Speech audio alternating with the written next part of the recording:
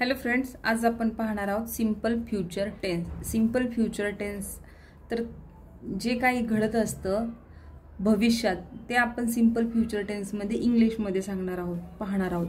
तर बघूयात त्याचा यूज कसा करायचा असतो किंवा त्याचे सेंटेन्स कसे बनवायचे असतात.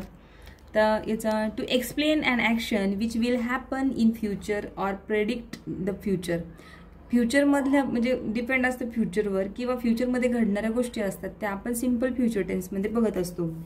आणि त्याचं स्ट्रक्चर आहे बघा, subject plus will plus V1 plus object. आता तुम्ही म्हणाल की इथे शाल पण असतं, बरोबर आहे तुमचं, शाल पण इथं असतं. पण जर आपण ग्रॅमॅटिकली जर विचार केला तर फक्त आय सोबत आणि वी सोबत या दोघांसोबतच आपण काय यूज करत असतो, शाल.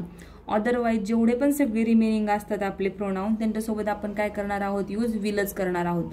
तर त्यामुळे इथं फक्त शाल दिलेला आहे. आणि मोस्टली बोलताना आपण तर आय आणि वी सोबत सुद्धा आपण विलच यूज करतो.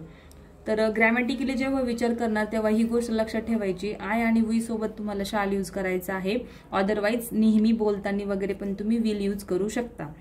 I will teach you present continuous tense after 2 days. आता याचं सेंटेन्स कसं होणार आहे, इथं बघा V1च घ्यायचं याच्यामध्ये पण. I will teach you present continuous tense after 2 days. मी 2 दिवसानंतर तुम्हाला प्रेझेंट कंटिन्यूस टेन्स शिकवणार आहे. आणि अजून एक आपल्या मराठीतला शॉर्ट फॉर्म लक्षात ठेवायचा की करणार, जाणार, घेणार, नार येत असतं ह्या सेंटेन्समध्ये. तेव्हा समजायचं की ते सिंपल फ्युचर टेन्सचं सेंटेन्स आहे, म्हणजे साधा भविष्यकाळाचं वाक्य असतं ते. You will speak English after 4 months. तुम्ही कधी बोलणार आहात, 4 महिन्यानंतर तुम्ही बोलणार आहात, म्हणजे ते फ्युचरमध्ये होणारी गोष्ट आहे. They will take lunch in afternoon. ते आफ्टरनूनला त्यांचं लंच वगैरे आहे ते आफ्टरनूनमध्ये घेतील. तर हे झाले पॉझिटिव्ह सेंटेन्स याच्यामधले. तर आता याच्याच काही आपण बघूयात निगेटिव्ह सेंटेन्स. निगेटिव्ह सेंटेन्सचं स्ट्रक्चर आहे subject plus will plus not plus V1 plus object. याच्यामध्ये फक्त नॉट ऍड केलेला आहे. आणि सेम आपण जसं की सिंपल पास्ट टेन्समध्ये विल आपण डीड घेतलेलं होतं तसं विल हे तुम्ही सगळ्यांसोबत घेऊ शकता. फक्त ग्रॅमॅटिकली जेव्हा तुम्हाला सेंटेन्स बनवायचं असतं तेव्हा मात्र तुम्हाला आय आणि वी सोबत शाल घ्यायचं, हे विसरायचं नाही. अदरवाईज तुम्ही अदर वेळी तुम्ही तिथं विल यूज करू शकता. तर इथे सेंटेन्स बघा, I will not teach you in next level. मी तुम्हाला नेक्स्ट लेवल शिकवणार नाही किंवा नेक्स्ट लेवल शिकवायला मी तिथे नसणार, असं थोडक्यात त्याचं मिनिंग होतं. They will not come early in the evening.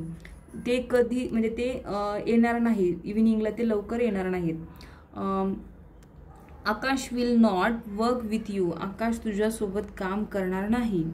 My mother will not come on Monday. माझी आई मंडेला येणार नाही.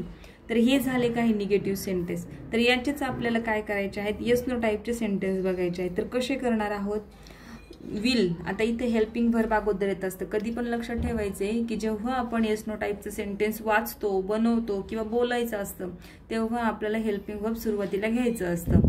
तर will plus subject plus V1 plus object. करणार का, घेणार का, जाणार का, हे लक्षात ठेवायचं. एक्झाम्पल बघा,